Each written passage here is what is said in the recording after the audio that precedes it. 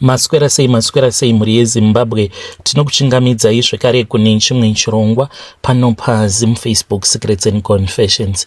Tadzoka nawo maSecrets nemaConfessions. Zvakangoma hazvo veduwe. Rekedzei tibva tapinda mumamessages edu atadzoka takakubatirai. Message edu yekutanga yakamira sekudai so.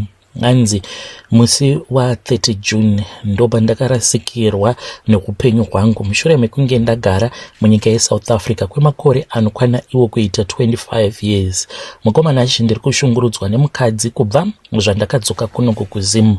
Chinondirwadza ndechekuti mukadzi uyu anogona kunge achindidadira zvake, but imba yaari kuti imba yake, imba yandakange ndichitumidzira mari kuti inge ichizovakwa imba iyoyo. Please kana muposta muzovigawo chitupa changu. Zita rangu ndinoitwa Given uye zvekare ndiri murume ndina makore 52 years ekuberekwa. Ndichikunyorerai nyaya yangu iyi ndizere nekurwadziwa neshungu dzakanyanya. Misodzi ine nguva yekuti kana ndikangofunga about situation yangu ndinotongotanga kungoeredza misodzi kunyangwe ndisingadi kuchema. Zvakaitika pandakange ndiri kuSouth Africa mukoma zvinorwadza. Ndakarasikirwa nemidziyo yangu zvekuti handifi ndakakwanisa kuzosimukira kusvika pachidanho chandakange ndava makore awo andakagara muJoburg. Saka kuti munge muchinzwisisa kuti chiko chingachemedza murume mukuru ane makore 52 chii chingachemedza munhu.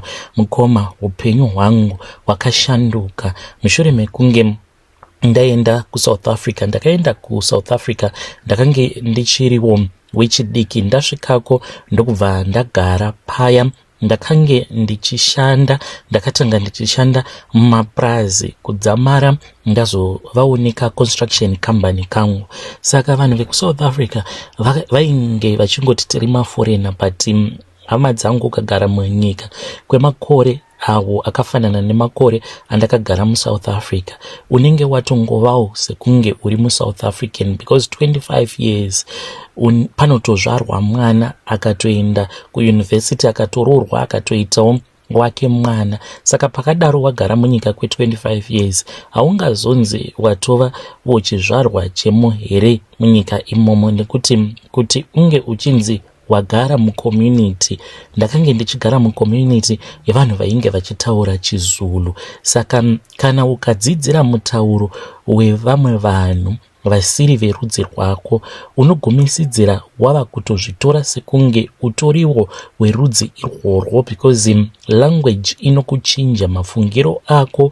Language kana uchiidzidzira inokuchinjisa kana culture. Unototanga kunzwisisa culture yevanhu ivavo uye zvekare unototanga kutofara kuita sekunge unenge watova part of that culture. Saka kudzingwa takadzingwa zvedu, but ini ndainge ndava kutozviona sekunge ndakange ndatova muZulu, nekuti ndakange ndichigona kuchitaura chaizvo, asi ndainzwirwawo godo nevamwe vanhu vaivawo nemabusinesses avo vaizviziva kuti ine mubusiness ndakange ndisingatambi, ndainge ndichirova basa sebasa.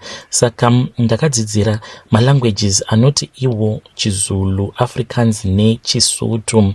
Waiti ukasangana neni ndaiwanzokutambira munzvimbo dzakaita sana Soweto, vana Alexandra kusvika kunana Randburg, you will never ever think kuti ndakange ndisiri muSouth African.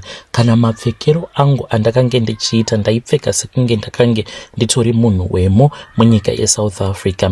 Even though mukomana chirudzi ndainge ndichichigona, but mapepa muSouth Africa, mapepa anga agara achitongonetsa. Ivo vakange vasingatodi kutoti vange vachitipa mapepa ekugaramo munyika yeSouth Africa. Saka ndakange ndingoriwo munhu aingorarama asina kana bepa raainge ainaro mushure mekunge ndamboedza kuti ndinge ndichigadzirisa permit, but zvakange zvichiramba. Ndakange ndichingoshandisawo permit yefake kuitira kuti pakufambawo ndinge ndichikwanisa kufamba zvakanaka nekuvhurawo mabank account. Saka ndakagara munyika yeSouth Africa kwemakore sezvandataura. Even though ndakange ndisina mapepa, but mukoma, I believe kuti isu semaforeigners munyika yeSouth Africa takange tichitoedzawo tichitobhadharawo tax. Handiti kana ukakwira kombi itax yaunenge watobhadhara, ukatengawo magroceries unenge uchitobhadhara tax, uye zvekare nezvima businesses zvedu zvatainge takavhura. Saka unfortunately mukomana achi takazongodzingwa sembwa chaidzo, handina kana kukwanisa kuti ndinge ndichiwana mukana wekupiwa mari nyango iyo yandakange ndichikweretwa nomwe muSouth African. So mukoma kuti ndige ndichizonzi ngazosvika pakuzova nekambani yangu yeconstruction, zvakaitika ndezvekudai. So pandakapinda muSouth ndakatanga kungoshanda zvimwe zvimabasa zvakasiyana siyana, uye zvekare ndaigara nemamwe machinda ekumusha. Machinda awa vakange vari mandevele vekubhulawayo, saka ndo vakandidzidzisa chirudzi chavo. Mushure mekunge ndadzidzira nekutaura ndevele, zvakazondibatsira kuti ndige ndichizova perfect pakunotaura kwandakange ndoita chiZulu. Machinda iwavo vakandibatsira, vakandidzidzisa mabasa akasiyana siyana. Ndakazotogumisidzira ndatova nevanhu 5 avo vandakange ndichishanda navo. Saka basa rangu ndaita paving, kuvaka, tiling, uye zvekare nema home renovations. Taiwanzo kudhila zvedu tirimo muGauteng. Ndakange ndiine matools angu andakasiya, uye zvekare ndaitobata zvima private contract ende mari yakange ichitopinda zvekutodaro. Saka 30 June akati auya, ende muone zvinoita upenyu. Ndainge ndakataura nemurungu wandakange ndichishandira, kunyange zvake akange ari munhu mutema. Akati kwandiri handisi munhu anogara aine mari, because iye akati akange aine zvikwereti zvakawandisa kumabhengi. Akati mari yangu ichingopinda inobva yatongobatwa nebhengi, saka ndikuda kuti ndige ndichikupa mari yako. This was apo patakatanga kuchera foundation paimba iyo yatakange tichivaka iri double story. Saka takati tichishanda kudaro, ndobva ndati no man, ndine zvandiri kuda kuti ndige ndichizoita. Saka ndaida kuupgrade motikari yangu, ndichida kuzotenga kana double cab, because kuSouth Africa ndakange ndichishandisa single cab yakange iri Isuzu. Saka ndakabva ndataura nemurungu ndikati no, it's fine, unogona kungondipa mari zvaizvezvi. Akati okay. Ndikati unondipa mari yefoundation nezvimwe zvimabasa, then mari yangu ndikuzoida ka1. Ndakange ndisina fungidziro yekuti tainge tichazodzingwa sembwa kudaro munyika yeSouth Africa.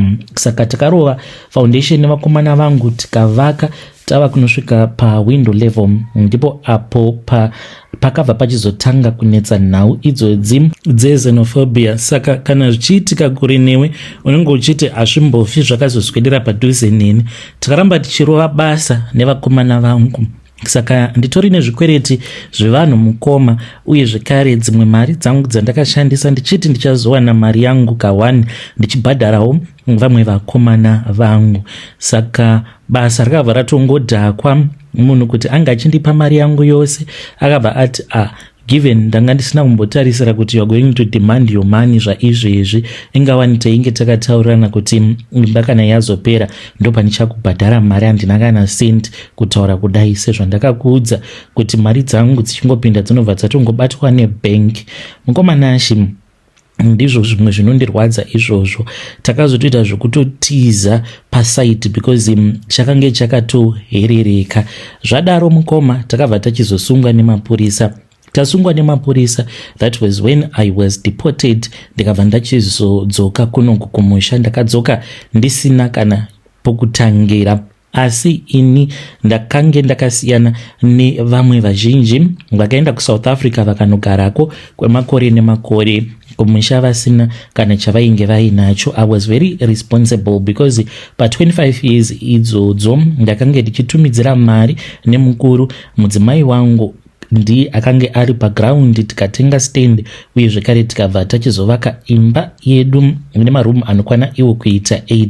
Saka mistake yandakaita mukoma ndeyekudai. So patakatanga kuita zvestand 15 years ago nemudzimai takabva tachizoronga. Ndikati you never know zvinoitika mukurarama.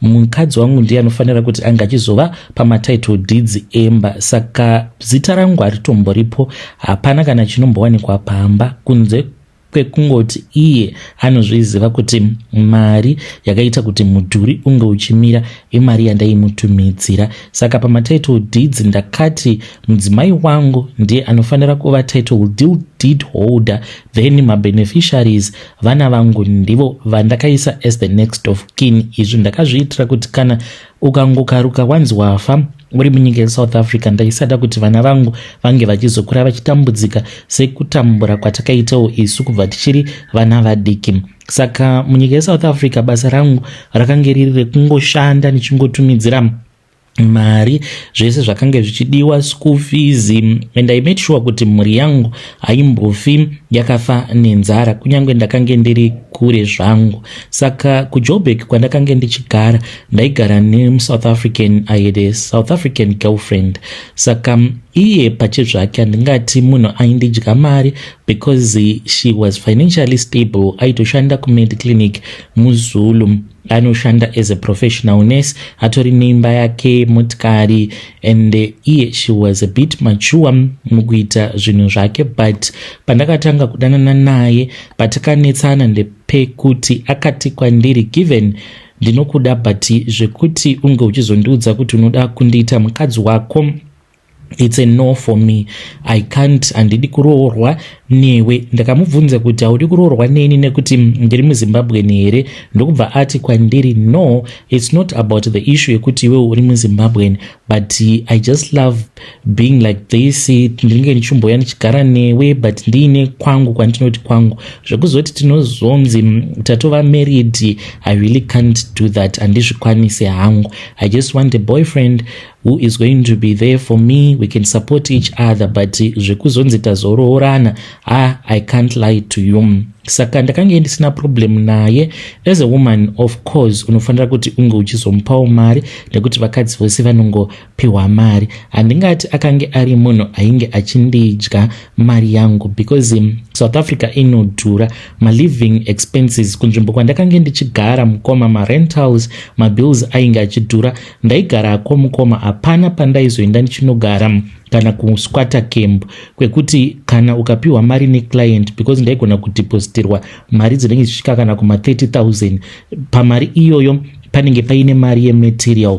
Vamwe vanongokubvunza kuti marenovations atikuda kuitawo panoda material yemari, then wobva umupa quotation. Pamwe yako inenge itori shoma, unogona kunge watomupa quotation yema 20,000 wozongofamba uchitsvakawo kunenge kwakachipa, but does not mean kuti 30 inenge yapinda mubank account inenge iri mari yako yose. Yebasawo maybe inenge iri kuma 7,000 kana kuti kuma 8,000, basa rotorohwa. Saka hapana pandaizombogara kumageto kwekuti at any given moment unongopindirwa mumba then pfuti dzobva dzatotanga kutorera paya. So I had to stay in a place whereby I was safe and motikari yangu yaizova safe. Ndakange ndisingade kuti ndinge ndichizohijakerwa motikari yangu. So paya tazodzingwa muSouth Africa, tadzoka kunoko kuZimbabwe. Ndakange ndakafara, ndakange ndakasuwa zvekare because ndainge ndaspenda makore akati wandei. Ndasvika paDeni mukoma, madirections ekumba ndakange ndichimaziva hangu. Kurasika unomborasika because it's not a joke kuita 15 years usati wambosvika munzvimbo. Zvinhu zvinochinja, unosangana nema new structures, marodhi anenge agadzirwa, it just becomes different. Zvawakabva muZimbabwe zviri unotodzoka kuno kutoona kuti ko nyika yatosiyana nezvayainge iri panguva iya yatakatiza vamwe. Saka ndakatomborasika, I do not want to lie. Ndasvika pamba, mudzimai wangu akavhunduka. You see, pandakasvika paDeni ndichiri kugate, iye ainge akagara paveranda, akabva andiona, but andiona kudaro akandipa kamuka vibe kaya kekuda kundiratidza kuti handina kukuona. Saka akabva angosimuka ndokubva atopinda muDeni. Mukomana pamba pangu pava nembwa dzekuti every time pandinobuda nekupinda ndinototsvaka zishamu kana chidanda because hadzitondizivi kuti ndini muridzi wemba. Saka pandakavhura gedhi mbwa dzakatanga kunetsana neni, ndakazotoita zvokutonhonga chiri chihalf brick ndikatozodzidzingirira dzava kutoda kutondijairira dzichida kundiruma. Iye haana kana kumbobudawo kuti ange achindidzingira imbwa, akatoenda zvake kubedroom, akazoti ndapinda mba ndokubva achizoya mudining. Saka akabva angogara pasi. Kutarisa kwaainge akandiita mukoma, ndaitoona kuti munhu haasi kutomboda kuti ndinge ndichinzi ndiripo paground. Saka ndakagara pasi. I thought kuti maybe munhu achauya ondipawo zihangaiwa obvandudza kuti ndanga ndakusuwa, but akatongogara zvake akatoita sekunge ndakange ndangobuda ndaenda kunotenga chingwa ndikadzoka. Zvakandibata mukoma. I started to feel kuti mumba mangu ndakange ndisisiri welcome at all. The humiliation started that same night bedroom. Wakange wava usiku, ndakabva ndaenda kunorara nemudzimai. Ndakaedzawo kuti ndinge ndichikukuchirana nemudzimai wangu sezvo ndakange ndava nemakore ndisingachazivi kana kumubata. Saka pandakaedza kuti ndinge ndichisika bonde naye, hoping kuti kana tainge tichazosika bonde iyewo ainge achazoresponda, then marriage yedu yoenderera kumberi. Mukomana akabata ruoko rwangu akaita zvekundivhizura kuita sekunge akange achitoda kutondidimbura ruoko. Akanditarisa semunhu ari kuona tsvina yembwa, aita sekunge ari kuona tsvina yembwa pamubhedha wake. Akabva ati kwandiri, musandinetsa because I am okay. Ndikati uri okay nei? Akati ndiri okay without sex. Handiti ndakagara for 15 years pasina murume aindibata, ndisina murume wandakange ndichiita bonde naye. Saka chinozokupai pfungwa dzekuti munge muchifungidzira kuti zvamuri kundibata izvozvi zvichatondipinza mumudi zvamanje chii? Ini ndakagara 15 years ndisina murume. Mukomana unonzwa sekunge unotsva. Ini hangu I know mumwoyo mangu, mwoyo wemunhu haunyepi. Ndinozviziva kuti she is lying to me. Hakuna mukadzi ari normal anonzi angagara ega pamba for 15 years asina munhu anopota achimutokonya. Ambova mukadzi ari faithful zvakaita sei. I think kuti mudzimai wangu ava kutongoshandisa sex as a weapon kundirwadzisa, kundipanisha, uye zvekare kuda kungoita revenge nekuda kwezvakaitika apo pandakaenda kuSouth Africa. The worst part, mukoma anondinyararidza. Kana ndikada kutaura ndo pandinoona kuti mumba mangu dzangovawo nharo, but simba handitomborina zvachose. Ende ukagara nemunhu anenge achitongokurangaridza kuti shamwari inini I don't care, kana uchitongoda divorce ngatitongozviita zvaizvezvi, kana waona sekunge ndinokunetsa tinogona kungoseparate. Right, anoti ngatiseparate, but at the same time ndingagoseparata nemunhu wekuti iye ndiye ane zita riri pamatitle deeds, ko akangonditi sezvo wandiramba inini ndava free, saka hapana pandingaramba ndakagara newe apa iwewe usisiri murume wangu. Saka wangova upenyu hwekuti ndakangojegera mukoma. Handizivi kuti ramangwana richandiunzira chii, but dzatongovawo nharo kutongorambawo ndakashingirira paari. Chinonyanya kundirwadza mukoma munhu ngaarambe handingamumanikidze kuti ange achindiitira zvaanenge asinganzwe kuda. Right, ngaarambe zvake nebonde racho, but marambiro acho haasi munhu anoda kubuda pachena kuti ange achindiudza kuti inini handidi. Izvi ndo zvaanoita mukoma. Nguva dzedu kana dzakwana dzekuti tava kuda kuenda kunorara, unoseka kunyange usingadi kuseka, uchida usingadi. Mukoma shura raari kundiitira mukadzi uyu handizivi kuti anoda kundisvitsa pakaita sei, because ndinomutarisa zvangu. Anoti kana ndikasimuka ndichinzi ndava kuenda kubedroom, iye anobva anditevera ende anotoradzika hembe dzake pamubhedha adziwaridza kudaro. Anenge achida kunyazokundiratidza kuti iko zvino zvindava kupinda mucombat. Anoita kundigadzirira maroadblock mukoma ekuti hapapindiki kunyange nechioko muhomwe. Anopfeka hembe dzakasiyana siyana mukoma. Anoti one akapfeka matight anogona kupfekera bhurugwa riri very tight zvekuti wega unyazoona kuti apa hazvina kumira zvakanaka. Number 2, anobva atora mamwe matights aya anopfekwa nevakadzi kana vachienda kunojima. Anobva atora jean, not jean skirt, jean trousers, obva apfeka zvake pamusoro. And anoti kana apedza kudaro anobva atora chiflisi ichocho mukoma anoita zvekuzvifuka. Kufuka kwaanenge akaita mukoma awega unopa kutenda, hauna kana zvaunokwanisa kuti unge uchimbomuita, kunyange ukaedza nepose paunenge uchigona napo kuti unge uchiva romantic, but iye anenge arimo muchifilisi chake akaita kuzvigonyesa zvekuti no access, and tinenge takafuka jira, iye anenge ari mufilisi, jira pamusoro. How on earth am I supposed to make love to my wife? Iye achindisira roadblock 4 mukomanashi. The disrespect mukoma disrespect yandiri kusangana nayo unoita sekunge uchagadza mukadzi nevana demo, because I was absent for 15 years whilst I was working for them ndiri kuGauteng. Vana vangu havatombondioni sekunge ndiri baba vavo, vanotondiona sekunge nditoriwo chimwe chimunhu chisitombori basa. Mukomanashi, vana vako kusvika pakukuti chibaba vachikumhoresa kana kutaura newe anogona kungoti chibaba.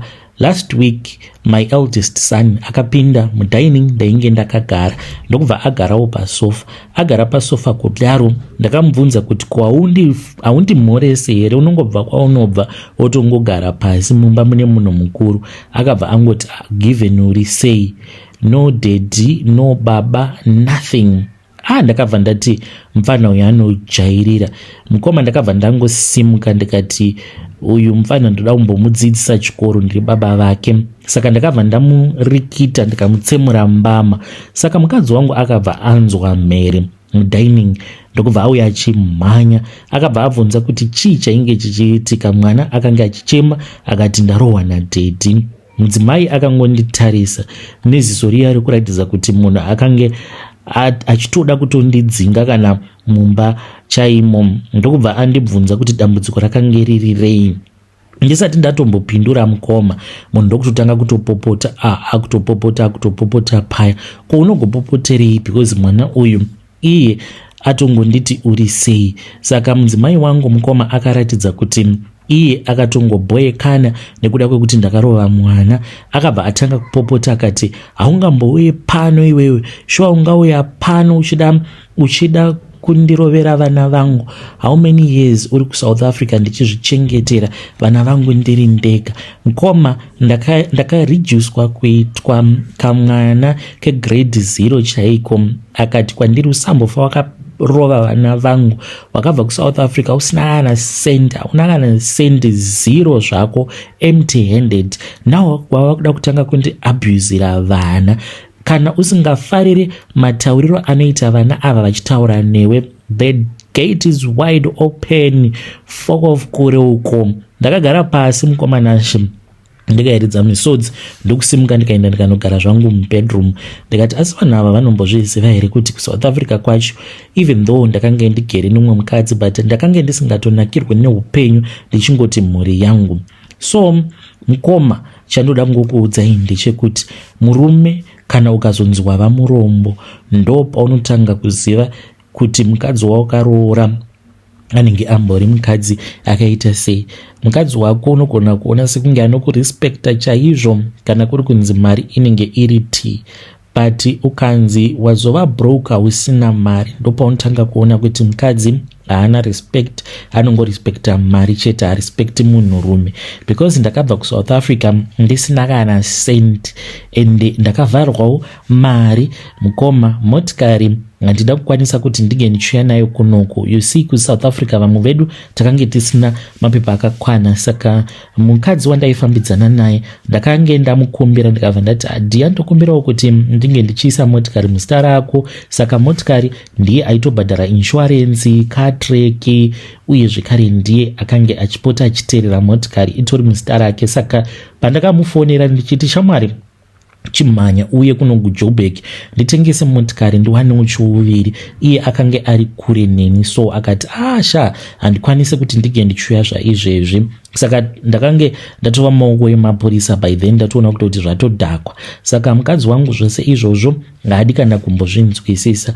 Mudzimai wangu mukoma anoita kundishauda, ende nerimwe ramazuva handizivi kuti ndikazoriekta chii chichazoitika. Unogona kutongokaruka wazongobuda panews uchinzi wagadza munhu demo pahuro. Mudzimai wangu anomuka makuseni dzichingoti 7 am. Anogona kundiwana ndakagara zvangu panze ndichidziya zuva because mumba munenge muchitonhora. Apa tiri munguva yechando. Saka kana ndabudawo ndakagara panze ndichidziya zvezuva ndakatarisana nekamushana, anobva amira paveranda. Akamira paveranda kudaro anenge achida kuti kana vavakidzani vaite sekunge vanozvinzwa here, anobva atanga kutaura nevana.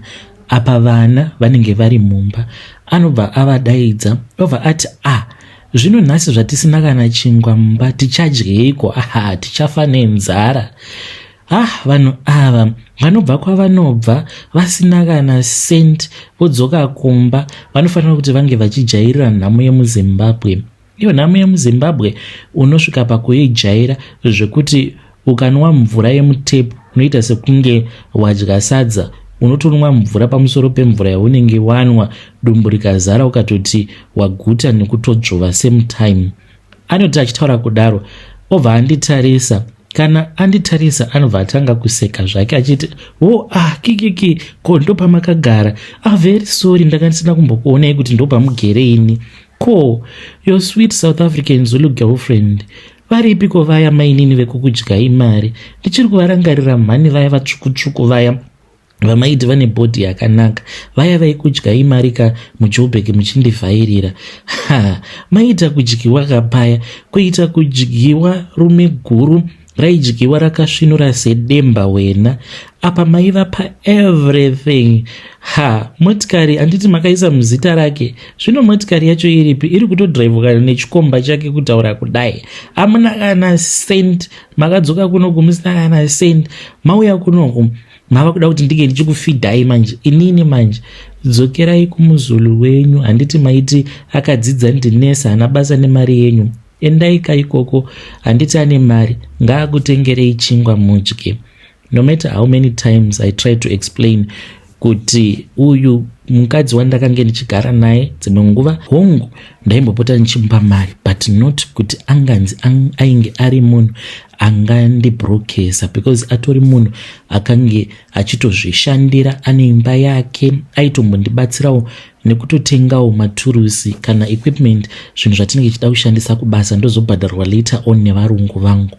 Saka mudzimai wangu anoseka pose pandinoedza kuti ndinge ndichimuudza kuti shamwari, iyeye wacho waunoti amainini vako hongu ariko, but zvakange zvisiri zvemuchato, ndokusaka ndisina kunge ndakakuramba, ndinokuda iwewe. Anobva aita kubvaruka nekuseka. Pamba mukomana achi ndakasvika pasina timetable yekubikwa. Ndakabvunza vana vakanditi zvakatotanga imimi chibaba madzoka muchibva kuSouth Africa. Saka ndakagadzirirwa timetable yekudya pamba. Mudzimai wangu haabiki, anogona kuti na1 ndopaanotanga kulaita gas stove 1 o'clock masikati kubva makuseni. In fact ndinenge ndadya the following evening kuma10 dzeusiku, ndopaunozowinzirwa chikafu kana uri mubedroom wongopiwa kaplate kesadza. Saka kuzobva kuma10 until the next day kuma1 ndopaunozotanga kubatidzwa gas stove. Apa unenge usina kana chaunenge wambodya. Koma dambudziko riri pandiri nderekuti ndine maulcers. Munhu anogona kungandinzwisisa munhu anorwara nemaulcers. Maulcers zvaanoita kune avo vanenge vasingazvizivi, ukanzwa nzara unotanga kunzwa kutsva mudumbu, unoita sekunge uri kucherwa kana kutonzwa dzungu. Dzimwe nguva unokwanisa kutowira pasi ukatora nguva yakareba stereki usina kudya. Saka ndiri kuSouth Africa ndakange ndichinwa mamwe matablets anonzi maInoso. Ndaiti kana ndiri panzvimbo pekuti panenge pasina chandokwanisa kudya, ndikatora tablet rangu 1 ndaitonzwa kuti mudumbu mangu mava senani, mapiritsi aya emaacid. Zvino kunoko anodhura, plus ndingagomatengerwa nani iye mukadzi akandivenga kudai so. Saka mudzimai wangu anoti kana ndikamukumbira zvokudya ndikati ko chikafu how far, iye anobva ati kwandiri ndakanganwa kukuudzai hatina gas mustove, kana muri kuda kuti ndige ndichibika zvaizvezvi ndipei mari ndimhanye ndinofila gas. then ndinoti kana ndamuudza kuti handina mari anobva aridza tsamwa vati saka muri kukomplainerei kana muchiziva kuti hamuna kana send, hamuna kana dhora ramakambodzoka naro muchibva kuSouth Africa. Kana musina mari chingomirirai isu vacho vane mari kana tazonofila magasi tozobika. Kana uri murume wakateerera nyaya yangu, uchiverenga nyaya yangu paFacebook, nyatsokunditeerera bhururu. Never ever forget kuti panguva yaunenge wanzwa dzingwa basa usina mari, mukadzi uyo wawakavakira upenyu anotongokukanganwa otoita sekunge asingatombokuzivi zvachose. So zvakazoitika mukoma ndezvekudai. So nerimwe zuva ndakange ndakagara zvangu, inini nemudzimai wangu tainge takagara tichitoona TV. Saka makuseni acho ndainge ndadya nyimo, sezvo pamba pasingabikwi pakange pagadzwa nyimo dzikaibva ndokubva ndatora hangu nyimo dziya ndikatanga kudya. Saka ndichidya kudaro mukomanashi semunhu ane problem nema-ulcers nema-acids, ndaitonzwa kutoti hazvisi kunyatsokuita zvakanaka, but ungagoita sei, unenge wava kutongoti Jesu ndiponesei. Saka ndaitonzwa kutoti mudumbu mangu mazara negasi, makange muchitorira. Saka takagara kudaro ndakange ndichinzwa nungo kuti ndinge ndichibuda panze ndonorasa mhepo. Ndainge ndakangogara nemudzimai, saka iye akange akatoconcentrata pamovie rake raakange achiona paTV.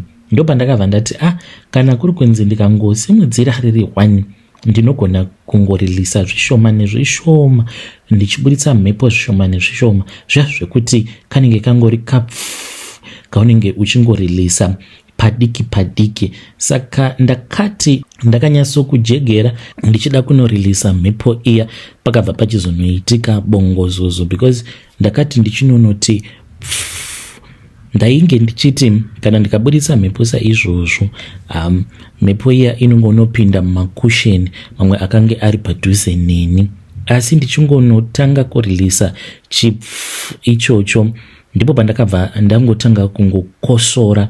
Saka ndichikosora kudaro handizivi kuti zvakazobvawo nepi, uku kusaidi uku zvakabva zvatongorilisika, mavalve akabva atongovhurika. Saka ndakange ndisina kana control pane zvakaitika. Ndakazongonzwa zvava kungobuda ende sound yacho yakatongobuda ichitongoti pii. Mudzimai wangu akangonditarisa ndokubva aridza tsamwa, akabva asimuka akabva ati yezvo ishura rakaita sei ramunondiitira murume mukuru, zvauri mhuka isinganyare. Tarira uone kuti wakagara pasofa rangu rinodhura releather, iko zvino zvindora uri kuitira mapi ako iwako. Simuka ibvapo. Ndokubva ndatodhonzewa, munhu achiti kure uko, kana kuri kunzi uri kuda kuzviitira tsvina, enda kutoilet, noti kuda kuzviitira wakagara pasofa pangu. Komanashi ndakashaya kuti ndoita sei, because mudzimai akatoratidza kuti ainge atoboekana. Ndakatanga kushaudiwa, akati zirume ziguru risinganyari 52 years. Kana dzotaurwa mukoma ndinoita sekunge ndakagara kuSouth Africa kwe52 years, hanzi 52 years kudzoka usina kana send. Pazuva handiti dai wainge wakaseva 10 rand every day panguva yawakagara muSouth Africa, iko zvinozvi mari iyoyo handiti ingadai itori mari yakawanda. Ungadai uine mari but basa kungorara nemazulu uchifungidzira kuti ndokugona. Iko zvino zvawakungoita mapii yako pasofa rangu. Buda mumba mangu. Komanashe, is this fair? Sei mukadzi wangu ari kunditrita zvinorwadza kudai? Kasi anoda kuti ndige ndichingosimuka here ndimusiye? Kasi ane zvikomba zvaanga agara achipinza here mumba mangu? Muri yeZimbabwe ndo message iyo yandakatumidzirwa ichibva kuna mukoma vedu. Vakabva vati ndiri kufunga kudzoka kuSouth Africa because muZimbabwe macho ndingagarirei. Pakadai muri yeZimbabwe munozvionawo sei munhu anganzi angagarira chii muZimbabwe kana achisangana nemashoko akadaro kubva kumudzimai wake. zvakangoroma hazvo vedu dai taikwanisa kutaura navo amai guru vombotiudzawo her own side of the story kuti what really happened, sei vari kumistreata mukoma vedu. If it is possible, mukoma, you can tell her kuti as Zim Confessions family, we are just asking for forgiveness. Vatange kukubatai zvakanaka. Chakakosha ndechekuti makadzoka kumba. That is the most important thing. Vamwe vakatotadza kutouya kumba kwacho. But if it is possible, munongovaudzawo kuti seConfessions family tiri kutokumbirawo ruregerero on your behalf, tichivakumbira ruregerero kuti vangokubatai zvakanaka, vakubatsireiwo kana kuri kunzi munenge muchida kutsvakawo zvimacontract sezvo muchita zvokuvaka, vokubatsiraiwo, vofamba nemi, vachienda nemi kunzvimbo dzavanoziva kuti but ukuku zvimabasa zvinowanikwa kana zviri zvimabasa zvekuvaka-vaka, so that life idzokere payainge imbori. Munozvionawo sei mhuri yeZimbabwe, asi ndiyo meseji iyo yavakanditumidzira mukoma vedu. Vadiwa vateereri, ndo mamessages avo andanga ndakakubatirai. Ngatisanganei zvekare mune zvimwe zvirongwa zvinotevera.